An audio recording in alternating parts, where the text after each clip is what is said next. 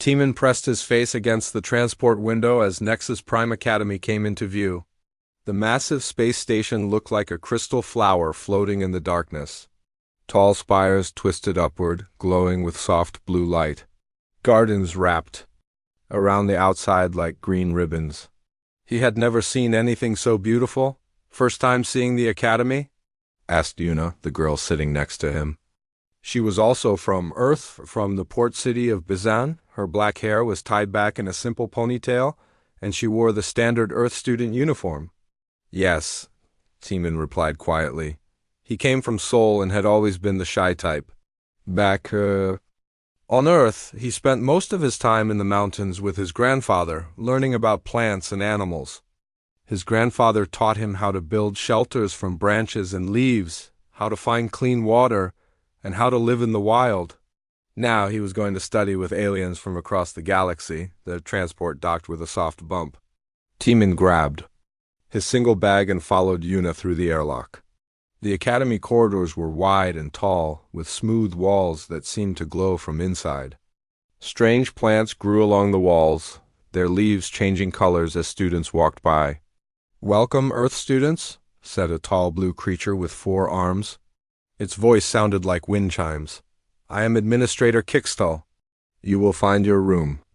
Assignments on your datapads." Teeman looked at his pad. Room 247C, level 15. He had no idea where that was.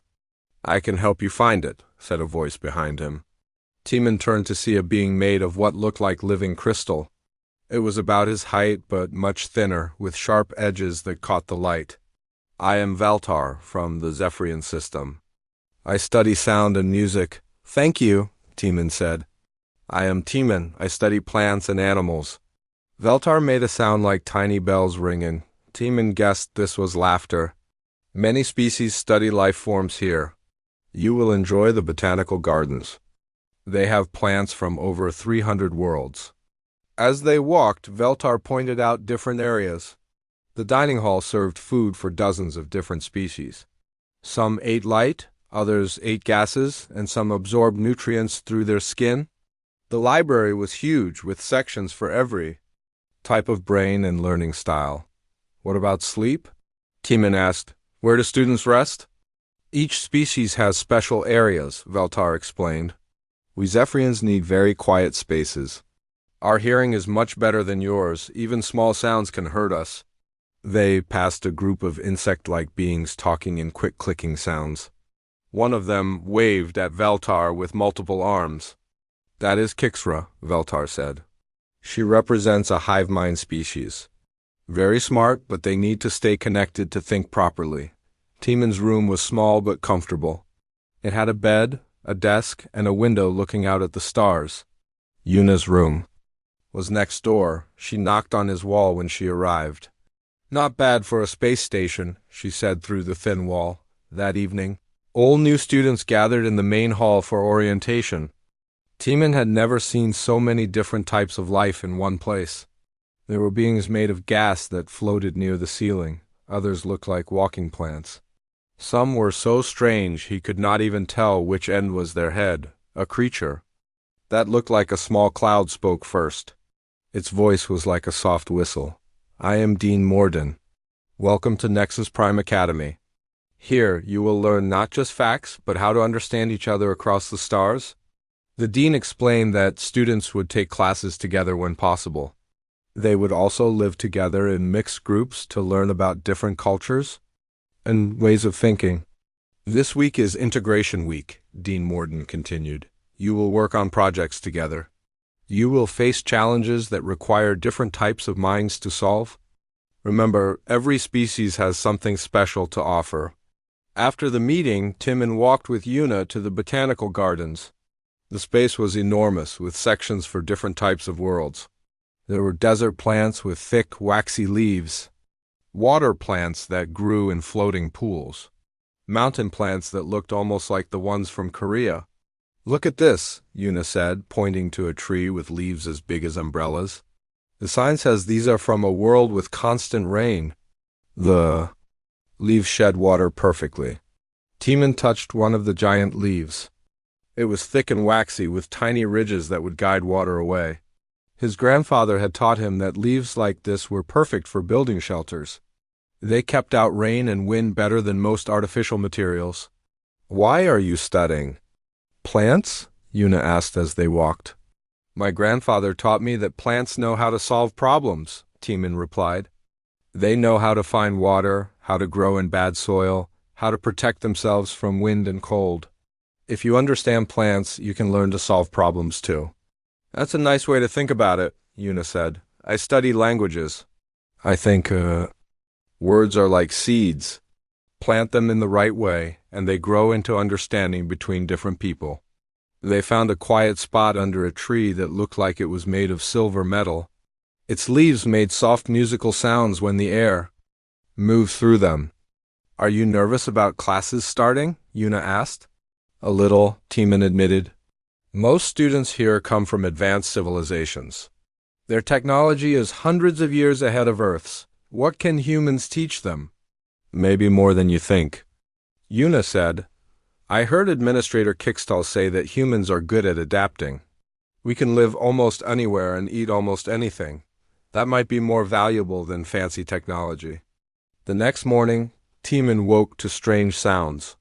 Mechanical noises came from somewhere outside. He looked out his window and saw construction vehicles working on a new building.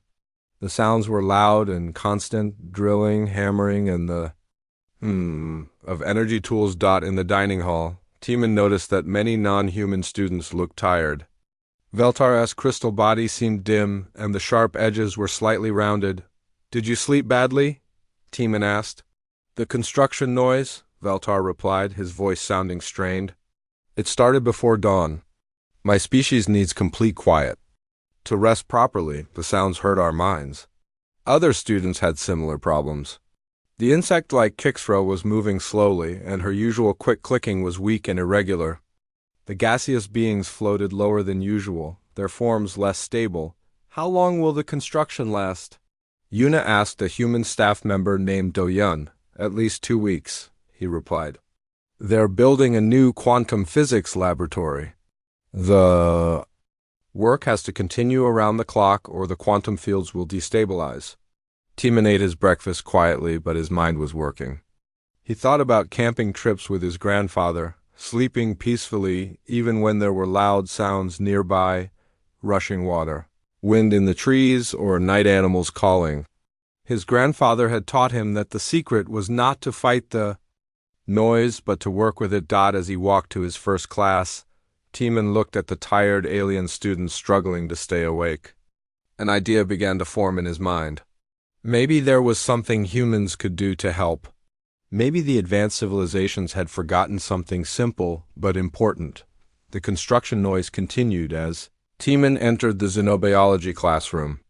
Outside, he could see the botanical gardens with their thousands of plants from across the galaxy. Plants that had learned to survive in every possible environment. Plants that knew how to solve problems. The construction noise got worse on the second day. Timan woke up at 5 in the morning to the sound of heavy drilling. The walls of his room shook slightly with each impact. He got dressed and went to check on the other students in the hallway. He found Veltar sitting on the floor, leaning against the wall. The crystal being's normally bright blue color had faded to a dull gray. Small cracks had appeared along his arms. "Veltar, are you okay?" Timan asked, kneeling down beside him. "I have not slept for 2 days," Veltar whispered. His voice was so quiet Timan had to lean close to hear. The sounds go through everything.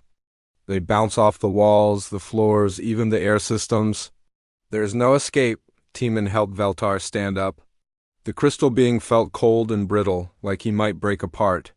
They walked slowly to the dining hall together. The scene there was terrible. Students from dozens of species sat at tables, but most were not eating. They stared at their food with tired eyes. Some had their heads in their hands. Others swayed back and forth as if they could not stay upright. Qix single quote. The insect student sat alone at a corner table. Her 6 arms moved randomly and she made weak clicking sounds. Timan had learned that her species needed to stay connected to their hive mind to think clearly. The lack of sleep was breaking that connection. Near the ceiling, 3 gaseous beings floated in unstable clouds. Their forms kept changing shape, unable to hold together properly. One of them, Morden from the welcome ceremony, looked like he might drift apart completely. "This is getting dangerous," Yuna said, sitting down next to T-Man. She looked tired, too, but much better than the alien students. "Some species might get seriously hurt if they can't sleep soon." At the staff table, human workers were having an urgent meeting. Do-Yun, the human liaison officer, looked stressed as he talked with alien administrators. His military background had taught him to solve problems quickly, but this one seemed impossible. "The construction cannot stop," Administrator Kickstel was saying, his forearms moving in worried gestures. "The quantum laboratory must be completed on schedule. If we interrupt the process, we will lose months of work and millions of credits." "Then we need to find another solution," said Youngji, the human dormitory supervisor. She was taking notes on a datapad, documenting everything for her research. "We cannot let students get sick or hurt." T-Man listened to their conversation while he ate. The staff had already tried several ideas.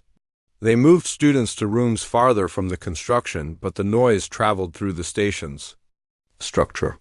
They gave out earplugs, but most alien species had different types of hearing that made human earplugs useless. After breakfast, T-Man had his first xenobiology class. Professor Hawketh was a tall, thin being with purple skin and large black eyes. She normally moved with quick, sharp gestures, but today she seemed slow and confused. "Today we will study ... we will study ... The professor started, then stopped. She stared at her notes as if she could not remember what they said. "The construction sounds are affecting my concentration. Class is dismissed." The same thing happened in every class that day. Professors could not teach, and students could not learn. The academy was falling apart. In the afternoon, T-Man met with other human students in the library. There were about 20 humans at the academy, mostly graduate students and researchers. They were the only ones who seemed unaffected by the noise crisis. "Why aren't we having problems like the others?" asked Minho, a student studying engineering. He was practical and direct, always looking for technical solutions. "Maybe because humans evolved in noisy environments," suggested Soyoung, who studied advanced physics. "Earth has always been a loud planet. Storms, earthquakes, volcanoes, animals. We learn to sleep through noise." "That makes sense," said Hyunwoo, who had been skeptical of the aliens at first. "Most of these species come from very controlled worlds. Perfect temperatures, no weather, no natural disasters. They never had to adapt to chaos like we did." Yuna looked up from her notes. "I've been researching the other species. Zephyrians evolved in crystal caves where sound was perfectly controlled. The hive mind species lived underground in complete silence. Even small noises can disrupt their brain patterns." "So what do we do about it?" asked Jiwon, an art student who usually focused on beautiful things rather than problems. "We can't just watch them suffer." T-Man had been quiet during the discussion, but now he spoke up. "The Academy has tried to solve this with technology. Sound dampeners, neural blockers, temporal fields. Nothing worked." "Because high-tech solutions interfere with the aliens' natural abilities," Minho said. "The sound dampeners block their telepathy. The neural blockers mess up their thinking." "Exactly," Temin continued. "Maybe we need to try something different, something simpler." That evening, Temin walked alone through the botanical gardens. The construction noise was quieter here, muffled by all the plants. He sat under a large tree with thick, leathery leaves and closed his eyes. He remembered camping with his grandfather in the Korean mountains. There were always sounds: wind in the trees, water flowing over rocks, insects chirping, birds calling. But those sounds never kept him awake. His grandfather had taught him that natural sounds were different from artificial ones. "Natural sounds have rhythm and purpose," his grandfather had said. "They follow patterns that help the mind rest. Artificial sounds are chaotic and jarring. They fight against the brain's natural rhythms." T-Man opened his eyes and looked at the tree above him. Its leaves were as big as dinner plates, thick and waxy. When the air moved through them, they made soft rustling sounds that seemed to absorb other noises rather than add to them. He stood up and walked to another section of the garden. Here were plants from a water world, with broad leaves that collected moisture from the air. Next to them grew desert plants with small, hard leaves that could survive in any condition. An idea began to form in Timon's mind. These plants had evolved to solve environmental problems. They knew how to deal with too much water, not enough water, extreme heat, bitter cold, and harsh winds. Maybe they also knew how to deal with noise. The next morning was even worse. 3. Alien students had collapsed from exhaustion and were in the medical center. Veltar's crystal body had developed deep cracks that leaked a glowing fluid. Kixra had lost complete contact with her hive mind and sat motionless, staring at nothing. The Academy's leaders held an emergency meeting. Some suggested closing the school temporarily. Others wanted to move all students to another station. But both options would take weeks to organize, and some students might not survive that long. Timon sat in the back of the meeting hall, listening to the desperate discussions. All the proposed solutions were complex and expensive. Transport ships, temporary housing, medical equipment, legal negotiations with dozens of different governments. He thought about his grandfather's words: the best solutions are usually the simplest ones. Nature always finds the easiest way. During a break in the meeting, Timon stood up. His voice was quiet, but in the desperate silence, everyone heard him. "I have an idea," he said. "But it's not high-tech. It's very simple, maybe too simple." Administrator. Kixtel looked at him with 4 tired eyes. At this point, simple might be exactly what we need. "What is your idea, human student?" Timon took a deep breath. "I want to build shelters. Natural shelters made from plants, like camping, but designed for each species' needs." The room was silent for a moment. Then several alien administrators began talking at once. Some sounded interested, others skeptical. But Timon noticed that the humans were nodding thoughtfully. "It might work," Yinji said quietly. "Sometimes the old ways are the best ways." The Academy's academic council met in emergency session the morning after Timon's suggestion.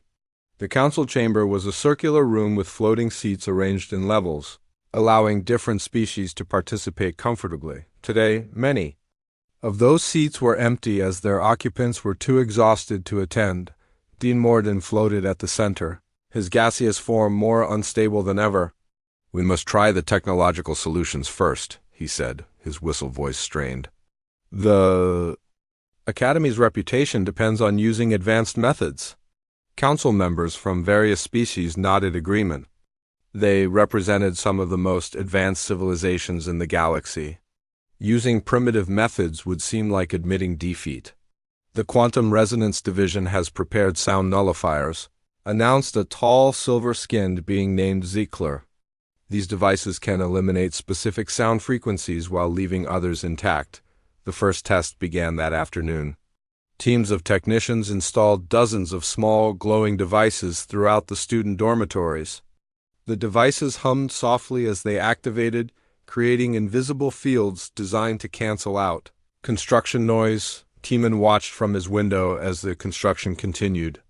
The drilling and hammering looked the same, but the sound was definitely quieter in his room. He felt hopeful that the alien students would finally get some rest, but within hours, new problems appeared. Veltar came to Timon's room, moving even more slowly than before. "The nullifiers block all sound in their frequency range," Veltar explained. "But my species communicates using some of those same frequencies. I cannot hear my own thoughts properly. It is like being deaf and confused at the same time." Similar problems affected other species. The hive mind beings lost their ability to connect with each other. Several telepathic species reported feeling isolated and frightened. The gaseous beings could not control their forms properly without their natural sound-based navigation. "The sound nullifiers are causing more problems than they solve," Yunji reported to the council the next day. "Students are scared and disoriented. Some are asking to leave the academy." "Very well," Dean Morden sighed. "Deactivate the nullifiers. We will try the temporal displacement fields." The second solution was even more advanced. Scientists from the Temporal Research Institute arrived with equipment that looked like crystalline trees. These devices could create small pockets of time that moved at different speeds, theoretically allowing students to sleep in fast time while the construction noise happened in slow time. The human military engineer studied the temporal devices with fascination and worry. "This technology is incredibly advanced," he told Tiemann. "But it's also incredibly dangerous. One mistake could trap someone in a time loop forever." The temporal fields were activated in selected test areas. Students volunteered to sleep in special chambers surrounded by the crystal tree devices. The theory was that they would experience 8 hours of rest in just one normal hour, avoiding most of the construction noise. The results were immediate and terrible. Within minutes of activation, students began experiencing severe nausea and disorientation. Different parts of their bodies aged at different rates.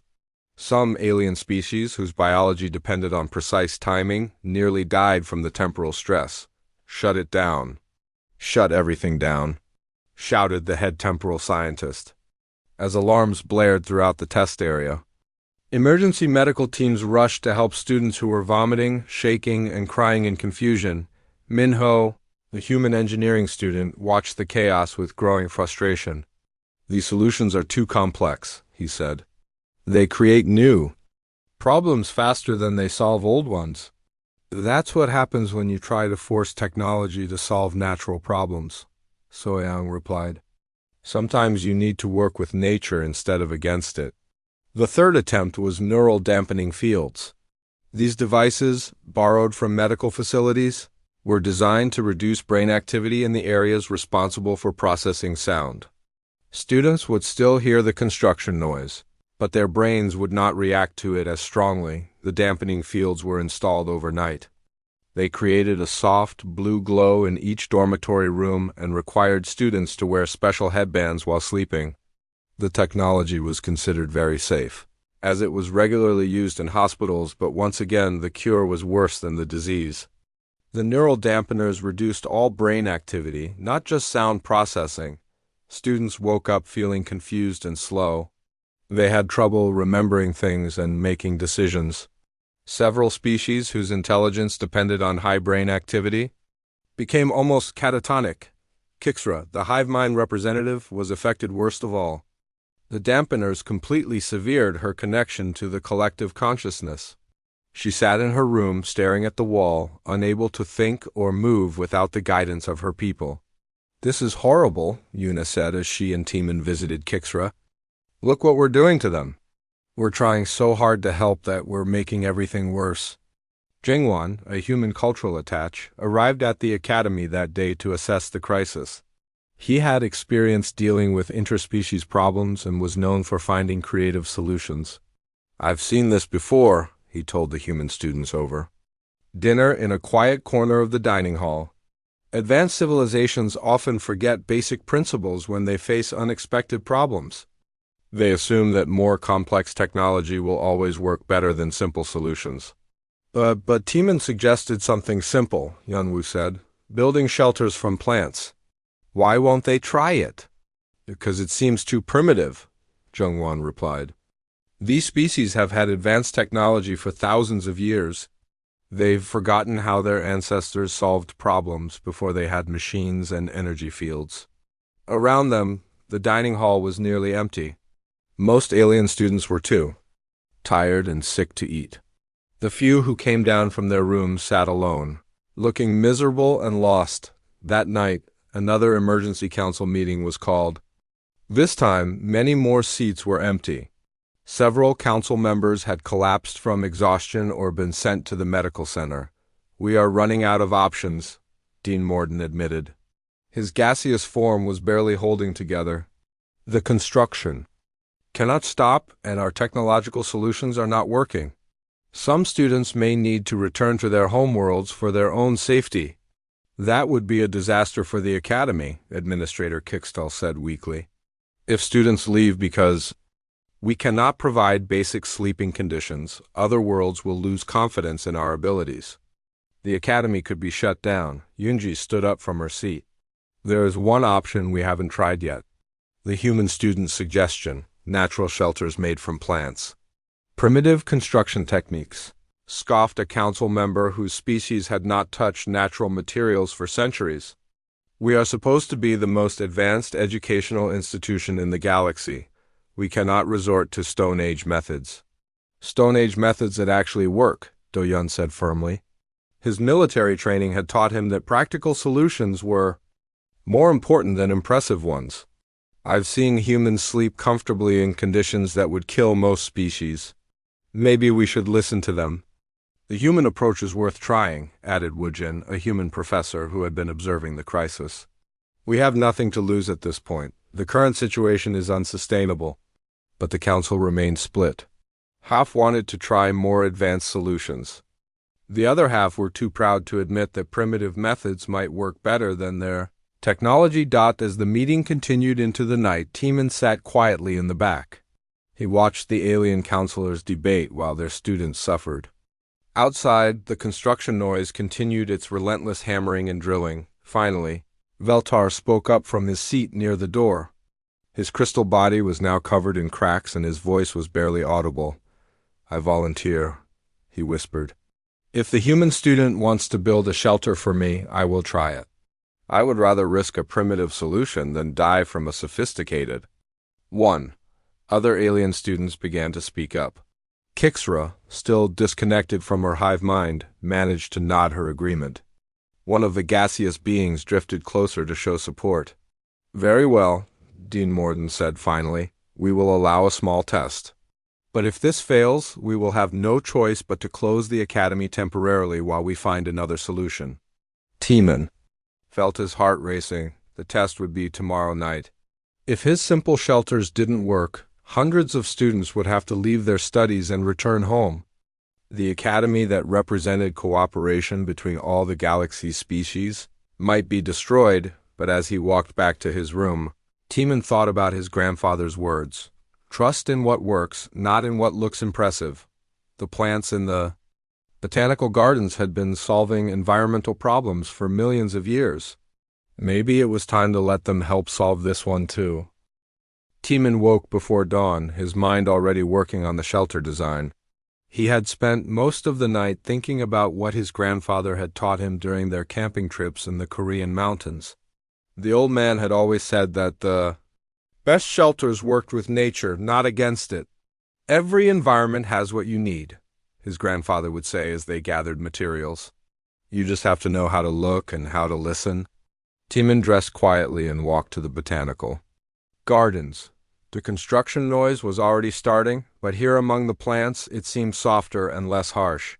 He sat under the large tree with umbrella-sized leaves and closed his eyes, trying to remember everything his grandfather had taught him. The debris hut had been the first shelter his grandfather showed him. Start with a ridgepole, add ribs, then pile on insulation until you couldn't see the frame. The thicker the walls, the warmer and quieter the inside. But this wouldn't be exactly the same. He was building for alien species with different needs and different biology. Yuna found him there an hour later, sitting cross-legged under the tree with his eyes still closed. "Are you meditating?" she asked, sitting down beside him. "Planning," Teeman replied, opening his eyes. "My grandfather always said to think through the whole project before you touch a single stick or leaf." "What have you figured out?" Teeman pointed to the tree above them. "These leaves are perfect. They're thick enough to block sound, but flexible enough to work with. And look at the shape. They naturally shed water and deflect air currents." He stood up and walked to a nearby section where smaller plants grew. These moss-like plants from the water world absorb vibrations. I watched maintenance. Workers use them to cushion sensitive equipment. And over there, he pointed to another area, those fibrous plants from the desert world are perfect for binding things together. They're stronger than rope, but completely natural. "You really think this will work?" Yuna asked. "It has to work," Teeman said. "But first, I need to understand exactly what each species needs." They walked back to the dormitories, where Teeman spent the morning talking to alien students about their sleeping requirements. Veltar explained that Zephyrians needed complete silence and a cool, dry environment.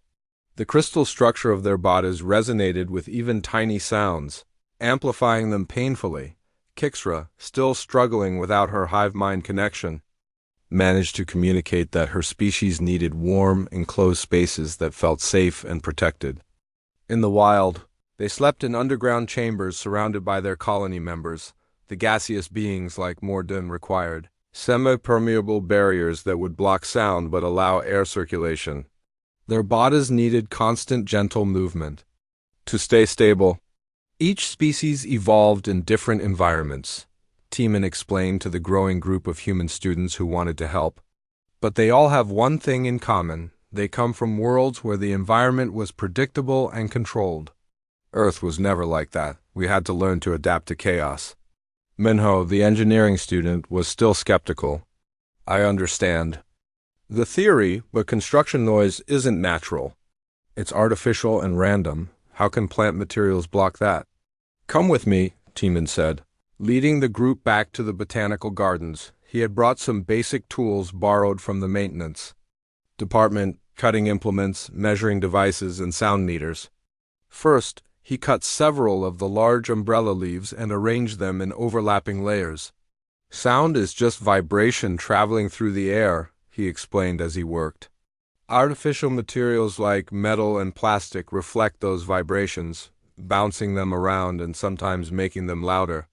But natural materials absorb vibrations and convert them into other forms of energy. He placed a sound meter under his layered leaves, then activated a small construction tool nearby. The meter showed a significant reduction in noise levels. The leaves are full of tiny air pockets and flexible fibers, Tiemann continued. When sound waves hit them, the energy gets trapped and dispersed instead of bouncing back. Soyoung, the physics student, examined the readings with interest. The reduction is impressive, but it's not complete silence. Will that be enough for the sensitive species? That's where the design comes in, Tiemann said. He began arranging the leaves in a dome shape, creating multiple layers with air gaps between them. Each layer reduces the sound a little more. By the time vibrations reach the inside, they're barely detectable. He added the moss-like plants from the water world, weaving them between the leaf layers. The construction tool noise became even quieter under the shelter. But how do you customize this for different species? Asked Jiwan, the art student who was fascinated by the creative aspects of the project. Tiemann smiled. This was the part he was most excited about. Watch this. For the crystal beings like Veltar, he created a low, wide shelter with extra thick walls and a hard floor made from compressed plant fibers. The shape would minimize resonance, and the dense construction would block even tiny vibrations. For the hive mind species like Kixra, he built a smaller, more enclosed shelter that felt like a protective cocoon. He used warmer, softer materials and created multiple small chambers connected by tunnels, mimicking the underground colonies where her people naturally lived. For the gaseous beings, he designed a taller shelter with semi-permeable walls. Instead of solid plant material, he wove together flexible fibers that would allow air movement while still blocking sound waves. This is amazing, Yunwoo said, his earlier skepticism completely gone. You're not just copying human camping techniques. You're adapting them for completely different types of life. Word of the shelter test spread quickly through the academy. More human students arrived to watch and help. Sungyeon organized teams to gather materials sustainably from different sections of the botanical gardens. Naeong coordinated with the garden staff to make sure they didn't damage any rare or important plants. By afternoon, Tiemann had built 3 prototype shelters in a quiet corner of the gardens. They looked strange, organic domes and tunnels made of layered leaves, moss, and plant fibers. Nothing like the sleek, high-tech architecture of the academy. They look like something from ancient Earth, Jaein commented as he documented the construction process with his camera. That's exactly what they are, Tiemann replied, but adapted for alien biology. As evening approached, Veltar arrived to test the first shelter. The crystal being moved slowly, his body dim and covered with stress fractures. Several other alien students came to watch, along with human staff members and even some academy administrators. It looks very primitive, Administrator Kickstel said, examining the dome of layered leaves. Primitive, but practical, Doyan replied. Some of the best military shelters I've seen were made from local materials. They often work better than high-tech alternatives because they're designed for the specific environment. Veltar approached the crystal being shelter cautiously. The entrance was sized for his body, and the interior was lined with soft, sound-absorbing moss. He crawled inside and lay down on the compressed fiber floor. "How does it feel?" Timon asked. "Quiet," Veltar replied, and for the first time in days his voice wasn't strained with pain. "Very quiet and peaceful." Outside the shelter, the construction noise continued. Inside, it was barely a whisper. Veltara's crystal body began to glow softly as the stress vibrations faded away. "I think I can actually sleep in here," he said with wonder. The watching crowd murmured in amazement. Several alien students asked if they could test the other prototypes, but Timon held up his hand. "Tomorrow night," he said. "Let Veltar rest first. If this works for him, we'll know the principle is sound. Then we can build shelters for everyone who needs them." As the group dispersed, Yuna stayed behind with Timon. "You did it," she said. "You found a solution that all the advanced technology couldn't provide." "My grandfather found it," Timon replied, looking at the simple shelter that might save the academy. "I just remembered what he taught me. Sometimes the oldest solutions are the best ones." That night, while the construction noise continued to torment most of the academy, Veltar slept peacefully in his plant shelter. For the first time in a week, his crystal body began to heal, the stress fractures slowly sealing themselves. In the morning, other alien students would line up to request their own shelters. The simple human solution was about to change everything at Nexus Prime Academy. Timon woke to find a line of alien students waiting outside the botanical gardens. Word had spread through the academy overnight about Veltar's successful rest. The crystal being himself stood at the front of the line, his body brighter and clearer than it had been in over a week. "The shelter worked perfectly," Veltar announced to anyone who would listen. "I slept for 8 hours without interruption. The healing process has already begun." He held up one arm, showing where the stress fractures had started to fade. Behind him in the line stood Kixra, still disconnected from her hive mind but moving with more purpose than before. Several gaseous beings floated nearby, their forms more stable than they had been in days. Even species that Timon had never spoken to before were waiting hopefully. Yuna appeared at his side with 2 cups of hot tea. "I think you're about to get very busy," she said with a smile. "We're all going to get busy," Timon replied, looking at the eager faces of dozens of alien students. "I can't build shelters for everyone by myself." But he wasn't alone. Other human students had arrived early to help. Hyunwoo carried a bag of tools, his earlier skepticism replaced by enthusiasm. Jiwon brought art supplies to help design beautiful as well as functional shelters. Even Minho was there, his engineering mind now focused on improving the construction techniques. "Where do we start?" Seungyeon asked. He had organized material gathering teams and was ready to coordinate the larger effort. Timon looked at the line of waiting students, then at his human helpers, then at the vast botanical gardens full of plants from hundreds of worlds. The task seemed overwhelming, but his grandfather's voice echoed in his memory. "Every big job starts with one small step." "We start by listening," Timon said. "Each species has different needs. We need to understand what each student requires before we build anything." They set up a simple consultation area under the large umbrella tree. Timon sat with each alien student, asking questions about their biology, their natural sleeping habits, and their specific sensitivity to sound and vibration. The Zephyrians, like Veltar, needed cool, dry, completely quiet spaces, but Timon learned that different individuals had slightly different requirements. Some needed harder surfaces to prevent their crystal bodies from developing pressure points. Others needed softer materials to cushion their sharp edges. The hive mind species were more complex. Kixra explained through gestures and broken words that her people usually slept in connected clusters.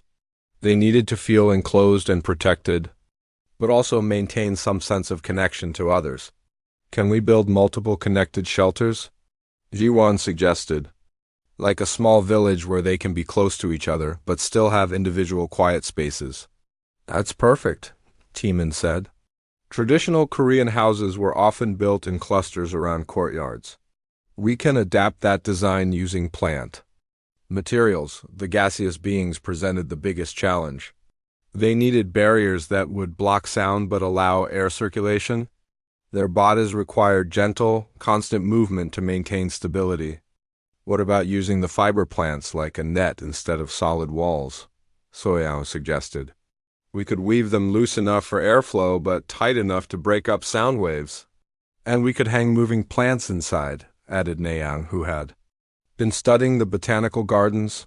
Some of these species naturally sway and flutter. They might provide the gentle motion the gaseous beings need.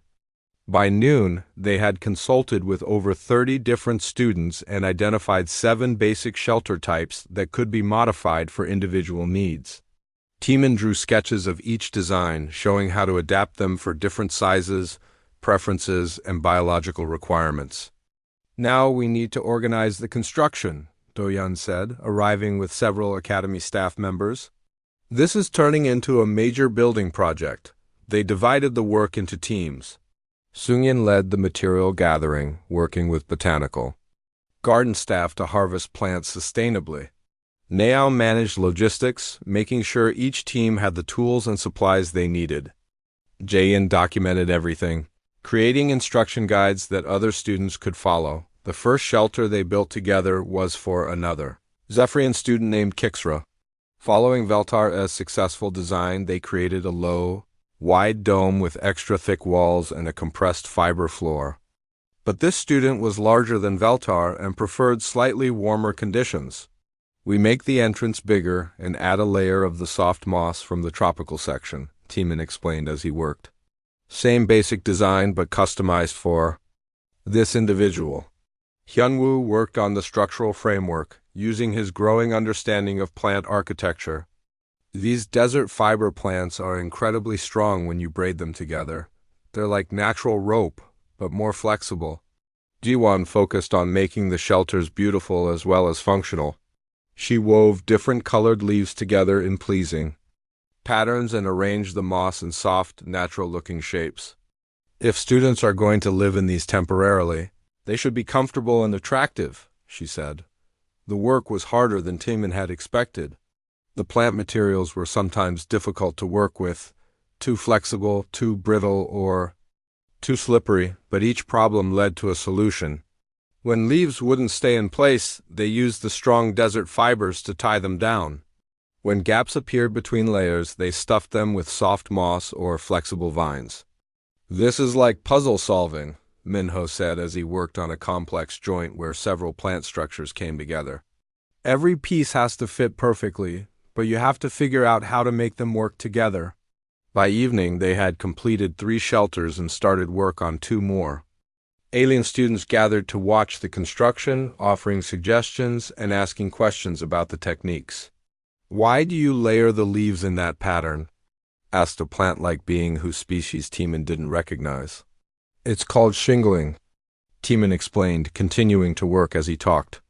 Each layer overlaps the one below it, like scales on a fish or tiles on a roof. Water runs off instead of seeping through, and sound waves get trapped between the layers.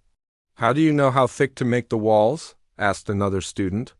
Trial and error, mostly, Timan admitted, but also listening. When you tap on the wall, it should sound dull and flat, not hollow or ringing. That means the sound energy is being absorbed instead of bouncing around. As night fell, the first test began. Kixra entered his customized shelter, followed by 2 other Zephyrian students trying the variations they had built.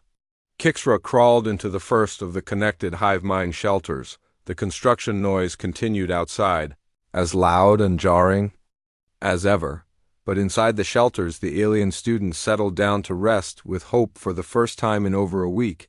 Teeman and the other human students waited nearby, ready to make adjustments if needed. But as the hours passed, no one emerged complaining. The shelters remained quiet and peaceful. "I think it's working," Yuna whispered as she and Teeman sat under the stars. "It's working," Teeman agreed. But he was already thinking about tomorrow. Word was spreading throughout the academy. Soon they would have requests for dozens of shelters, each one needing to be customized for different species and individuals. "We're going to need more help," he said. "We'll get it," Yuna replied confidently. "Look around." Teeman looked and saw that she was right. Alien students who weren't waiting for shelters had stayed to watch and learn. Some were already experimenting with plant materials on their own, trying to understand the construction techniques. Others were taking notes or making sketches.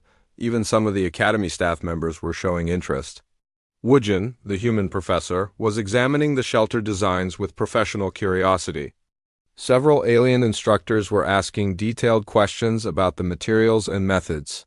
This is becoming bigger than just solving the noise problem, Teeman realized. Students are learning something new, something they never expected to learn at an advanced academy. "They're learning that sometimes simple solutions are the most elegant ones," Yuna said. "And they're learning it from humans who were supposed to be the primitive species." As the night grew late, Teeman finally allowed himself to feel cautiously optimistic. The shelters were working. Students were sleeping peacefully despite the construction noise. And tomorrow they would build more. His grandfather would have been proud. The next morning brought a surprise that no one had expected. The line of students waiting for shelters had tripled overnight.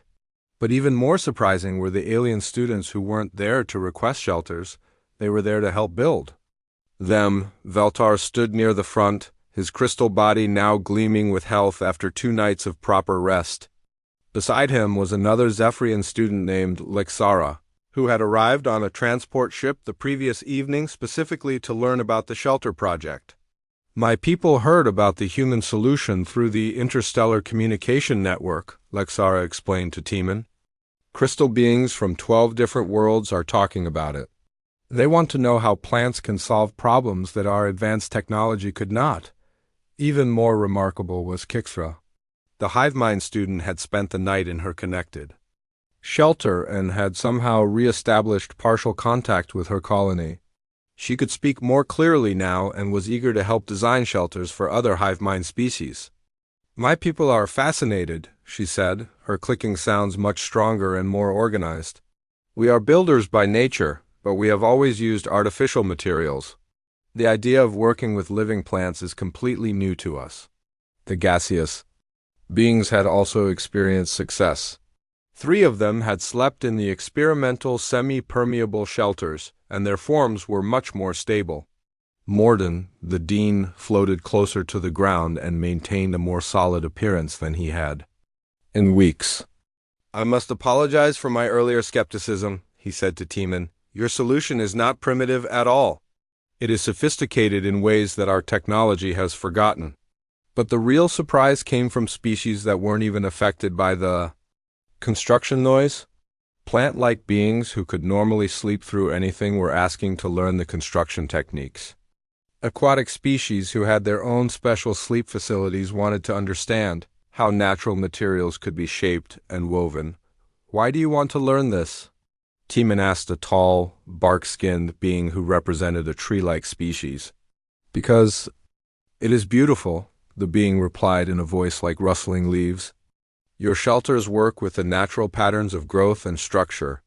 Our people have forgotten how to build with living materials. We use metal and synthetic compounds now, but they feel cold and lifeless. These shelters feel alive." The botanical gardens became a bustling workshop. Human students worked alongside aliens of dozens of species, all learning from each other. Teeman found himself teaching not just construction techniques, but the basic principles his grandfather had shared with him. "Start with the function," he explained to a group of mixed students working on a shelter for a water-breathing species. "What does this student need?" "Protection from sound, but also moisture in the air. So we use plants that naturally collect and release water vapor. Hyunwoo had become expert at creating the structural frameworks. He worked with a team of insectoid students whose natural building instincts helped them understand load distribution and joint stability. "Your species builds amazing hives," he told them as they wove desert fibers together. "You understand structure better than most engineers. I'm learning as much from you as you are from me." Jiwon's artistic skills proved crucial as more species requested shelters. Each alien race had different ideas about beauty and comfort.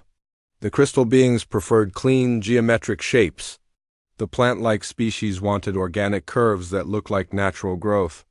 The hive mind students desired complex, interconnected patterns. "Every shelter should reflect the culture of the student who will use it," Jiwon said, as she worked with a team of artistic beings from various worlds.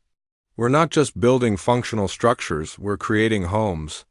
The project expanded beyond simple sleeping shelters.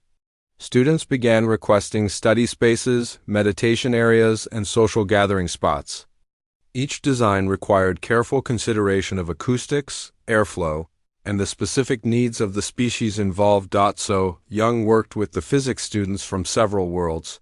Studying how different plant materials affected sound waves, they discovered that some combinations created even better noise reduction than Timon's original designs.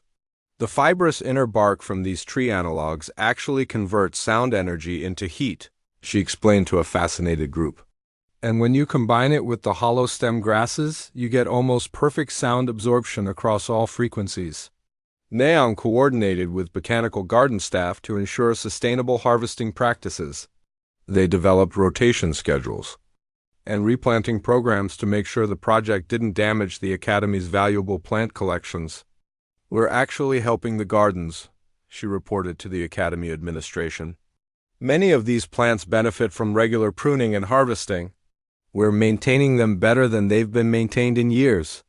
As word spread beyond the Academy, requests for information began arriving from other educational institutions throughout the galaxy. Universities, research stations, and even military facilities wanted to learn about the human plant shelter technology. Jaein found himself overwhelmed with documentation requests. Everyone wanted detailed instructions, material lists, and construction guides. He worked with Timon to create comprehensive manuals for each shelter type. "We need to organize this better," he said after spending 12 hours straight answering communication requests. "This has become bigger than just solving our noise problem." The Academy's administrators were beginning to understand the magnitude of what was happening. Dean Morden called a special assembly to address the entire Academy community.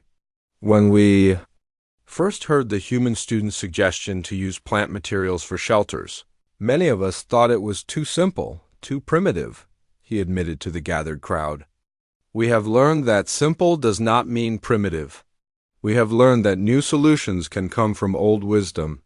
Administrator Kickstall announced that the Academy would create a new department called Applied Natural Solutions, with Timon as the first student researcher. The botanical gardens would be expanded to include a permanent construction and teaching area. "This project has demonstrated something important," Kickstall said. "Every species has unique knowledge and perspectives. Humans have shown us that sometimes the most advanced solution is to work with nature instead of trying to control it." But the most meaningful recognition came from the students themselves.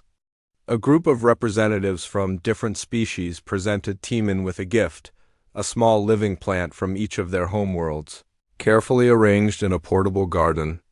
"These plants represent our gratitude," Valtar said on behalf of the group, "but more than that, they represent our hope that we can continue learning from each other." That evening, as Timon sat in the expanded shelter village that now covered a significant portion of the botanical gardens, he thought about how much had changed in just a few days. Students who had been suffering from exhaustion were now sleeping peacefully. Species that had barely spoken to each other were working together on construction projects. And the Academy had discovered something it hadn't known it was missing: a connection to the natural solutions that had been available all along. Yuna found him there, looking out over the collection of organic domes, tunnels, and pavilions that had transformed the once formal gardens into a living community. "What are you thinking about?" she asked. "My grandfather," Tiemann replied.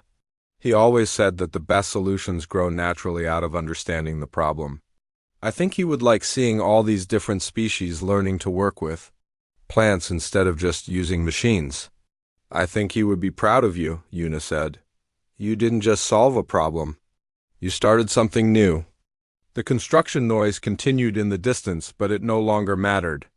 The Academy had found a way to live with the chaos, to adapt and thrive despite the disruption. And in doing so, they had discovered that sometimes the most advanced civilizations in the galaxy still had things to learn from simple human wisdom. 3 weeks after the first shelter was built, the construction of the quantum laboratory was finally complete. The constant noise that had nearly destroyed the Academy suddenly stopped, leaving behind a strange silence that felt almost uncomfortable. After so much chaos, but instead of abandoning the plant shelters, students asked to keep them. The organic village in the botanical gardens had become more than just a solution to a noise problem. It had become the social heart of the Academy. Dean Morden floated through the shelter village in the early morning, observing something he had never seen before in his centuries at the Academy. Students from dozens of different species were eating breakfast together, studying together, and simply talking. The barriers between races that had existed for generations were dissolving. "This is remarkable," he said to Jungwon, the human cultural attach who had arrived to document the project's success.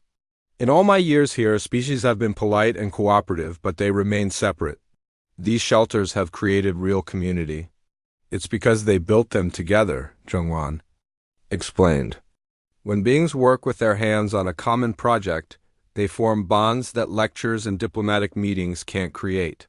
Humans learned this thousands of years ago." The academic implications were even more significant. Professors began incorporating shelter building techniques into their regular curricula. Engineering classes studied the structural principles of plant-based construction. Biology classes examined how different materials interacted with sound and vibration. Art classes explored the aesthetic possibilities of natural forms. Woojin, who had been appointed as the first director of Applied Natural Solutions, met with Tiemann every morning to discuss new research possibilities. "We've received funding requests from 17 different star systems," he reported over tea in Tiemann's original shelter. "Universities want to establish their own natural construction programs. Military bases want to learn camouflage and stealth building techniques. Even luxury resorts are interested in organic architecture." "It seems too big," Tiemann said, still somewhat overwhelmed by the attention. "I just wanted to help my classmates sleep." "That's exactly why it worked," Woojin replied. "You focused on solving a real problem instead of trying to impress anyone. The best innovations usually start that way, but the most meaningful changes were happening at the personal level."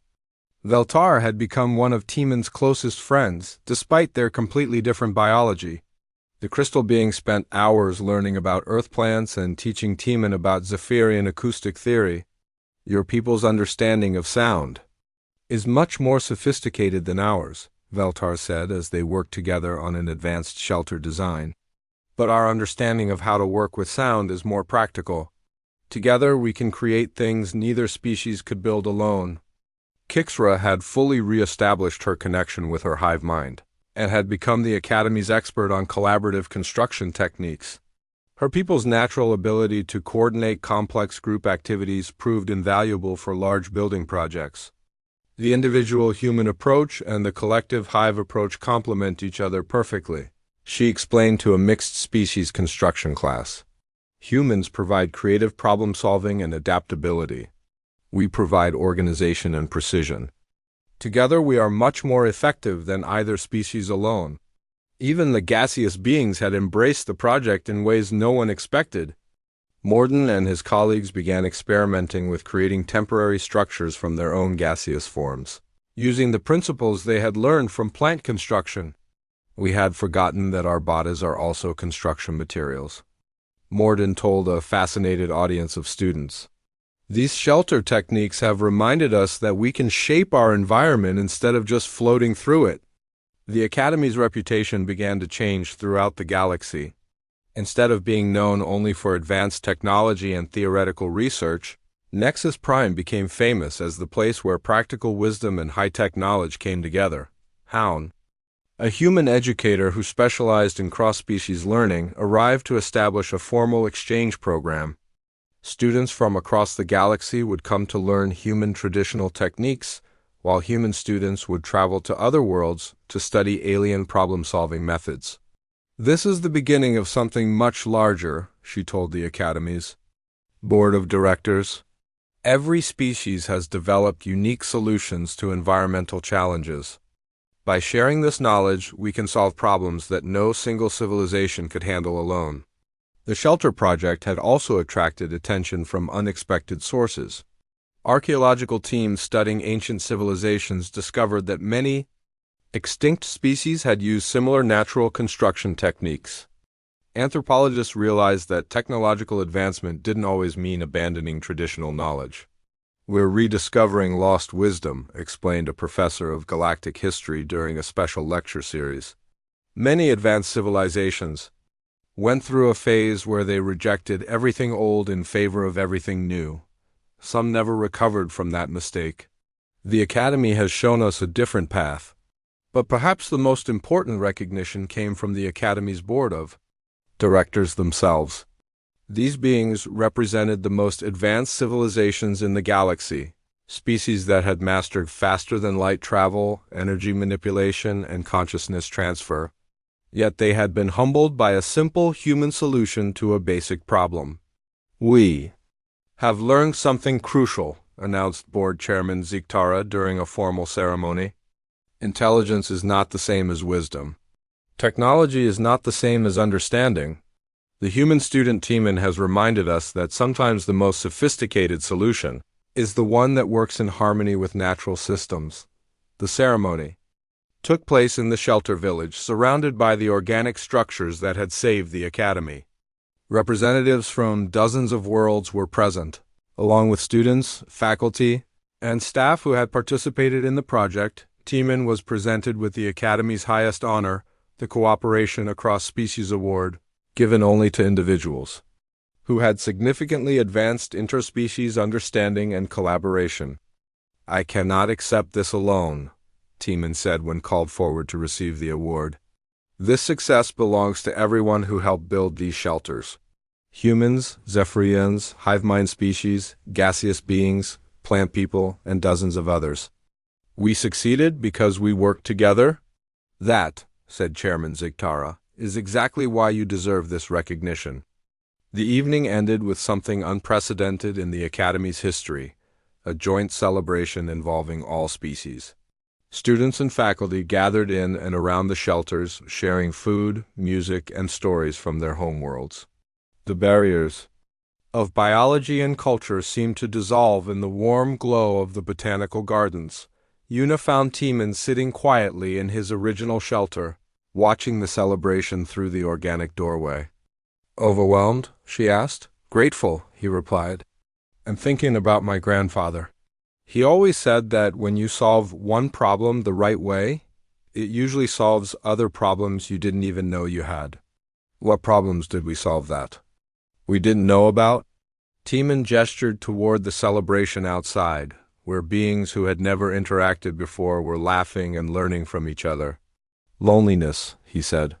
"I think a lot of these students were lonely, even surrounded by thousands of others. The shelters gave them a reason to work together, to really know each other. Technology can connect minds, but building something with your hands connects hearts." As the celebration continued into the night, news of the Academy's transformation spread across the galaxy. Educational institutions on hundreds of worlds began planning their own natural construction programs. The age of integrating traditional wisdom with advanced technology had begun, and in the quiet shelter where it all started, Teeman fell asleep to the sound of different species, singing together in harmony, a sound more beautiful than any advanced acoustic technology could ever create. 1 year later, Teeman stood in the same spot where he had built his first experimental shelter. The botanical gardens had been completely transformed. "What was once a formal collection of plants from different worlds had become a living laboratory, where students from across the galaxy learned to work with natural materials. The shelter village had grown into a permanent community. New students arriving at the academy could choose between traditional high-tech dormitories or the organic shelters that had become known throughout the galaxy as Teeman villages. Most chose the shelters. The waiting list for natural accommodations is now longer than for the regular dorms, Yunji reported during their weekly planning meeting. As the Academy's director of student housing, she had overseen the integration of natural building techniques into the Academy's standard operations. That's because students learn more in the shelters, added Wujin, whose Department of Applied Natural Solutions had become one of the Academy's most popular programs.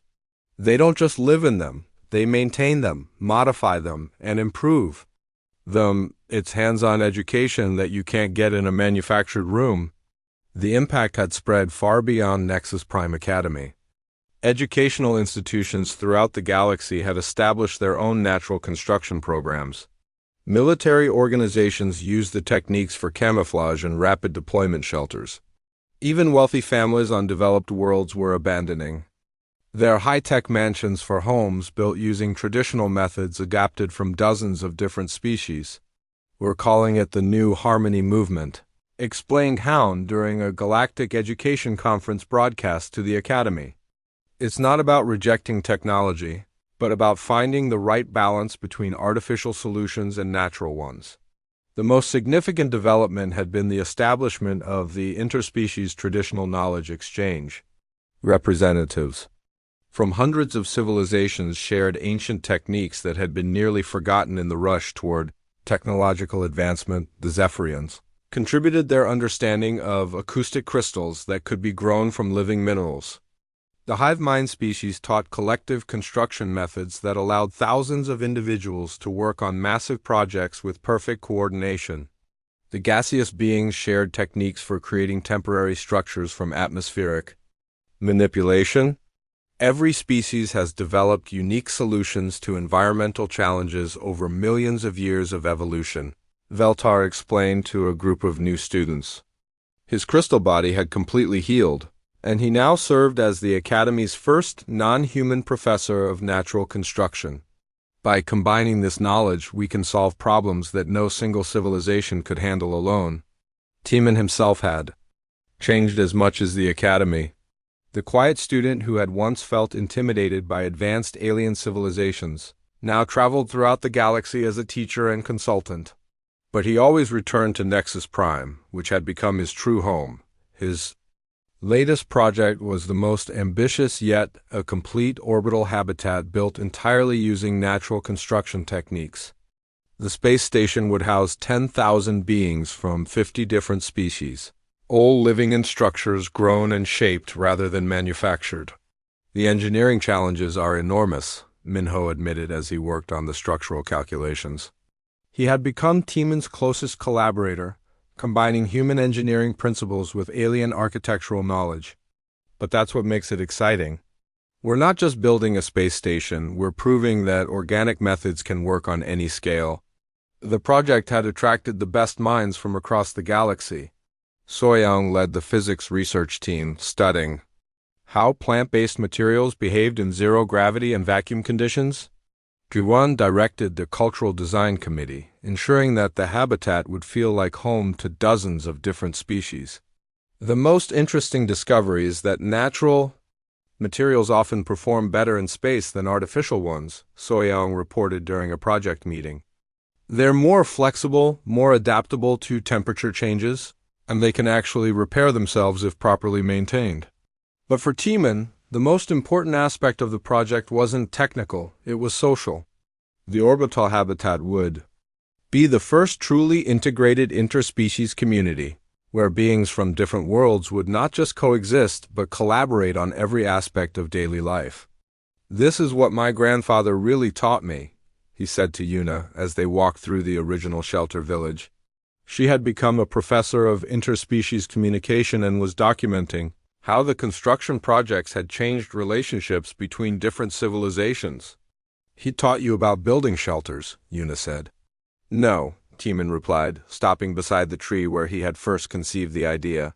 He taught me about building community. The shelters were just the method. The real goal was always to help. Different types of life work together. They sat under the great tree, surrounded by the organic structures that had saved the academy and changed the galaxy.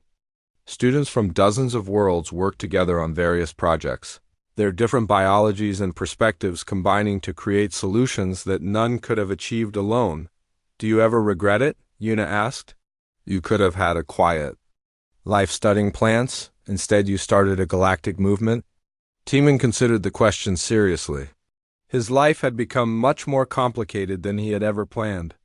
He gave speeches to crowds of thousands, consulted with government leaders, and traveled constantly between different worlds. Sometimes he missed the simple peace of camping with his grandfather in the Korean mountains. I think my grandfather would say that you don't choose your path, you just follow it when it appears, he finally replied. The noise problem was just the beginning. The real work is helping different species understand that they have more in common than they thought. As evening fell, the Academy's new integration week began. Unlike the chaotic first week that had nearly destroyed the school, this integration week was carefully planned around collaborative construction projects. New students learned to work together by building temporary shelters, bridges, and gathering spaces. The opening ceremony took place in the Great Pavilion, a massive organic structure that had been built entirely by students over the past year. Representatives from every species at the Academy spoke about their traditional building methods and what they had learned from others. When I first arrived here, I thought humans were the most primitive species in the galaxy, admitted a student. From a civilization so advanced they had become beings of pure energy, I have learned that primitive and sophisticated are not opposites. Sometimes the most sophisticated solution is the one that works in harmony with natural systems.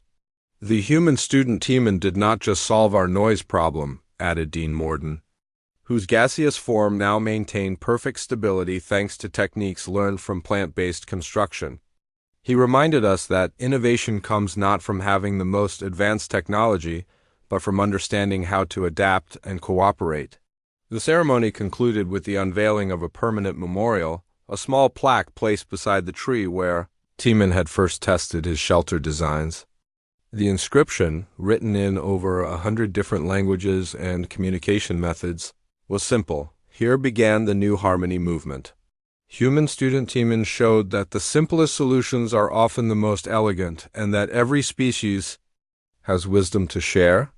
As the crowd dispersed to begin their collaborative projects, Tiemann remained by the memorial with a small group of friends, humans and aliens who had become family through their shared work. So what's next? Asked Jayan, who now directed the Academy's interspecies documentation project. The orbital habitat will take 5 years to complete, Tiemann replied. After that, there are proposals for natural construction techniques on planetary scales. Entire worlds want to transition away from purely artificial environments.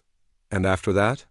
Prest Veltar.Tmin smiled, looking up at the stars visible through the transparent dome of the Great Pavilion. Somewhere out there, students on hundreds of worlds were learning to work with natural materials. Civilizations that had forgotten their traditional wisdom were rediscovering it. Species that had never interacted were collaborating on projects that benefited everyone. After that, he said, we see what problems the galaxy presents and we solve them together. The construction noise that had started it all was long gone, replaced by the soft sounds of different species working, learning, and living in harmony. The Academy that had nearly been destroyed by chaos had become a model for cooperation that was spreading throughout the galaxy. And in the quiet shelter where a homesick human student had once tried to help his alien classmates get some sleep, new students continued to learn that sometimes the most advanced solution was to remember the simple wisdom of the past. The story of the noise crisis had become legend. But the real story, the story of different forms of life learning to understand and help each other, was just beginning.